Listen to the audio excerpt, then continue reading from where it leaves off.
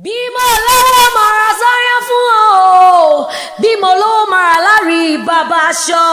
bímọ lọ́wọ́ màrà yún bàbá lẹ̀kẹ̀ Liza Silva ló ṣọdún ẹ̀ ní okú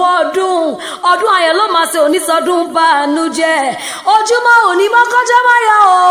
ojúmọ́ òní mọ́ korun márùn ojúmọ́ òní mọ́ kọmọrogùn márùnkọ òjòjò òní mọ́ kó má rọjà kókókó lára ọ̀tá lé Liza Silva dákun máa gbóhùn lẹ́nu mi ìwọ tó sọdún ẹ̀ní ló tún ṣe mí sí ìgbà ayé rẹ̀ ò ní fọ́ àwọ̀ ayé rẹ̀ ò ní fàáyà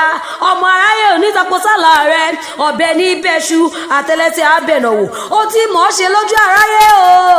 àìní mọ̀ ọ́ ṣe oníkọ́gùn sọ́dọ̀ rẹ̀ òní bá wọn náà jà wéwé òní bá wọn náà jà wàràwàrà àrùn tí tí ń jà mọ́lẹ̀ alárọ̀bọ̀ òní tó ṣe ọ́ orí rẹ̀ òní gbàbọ̀dé ikú orí rẹ̀ òní gbàbọ̀dé ibi Liza Silva happy birthday to you o.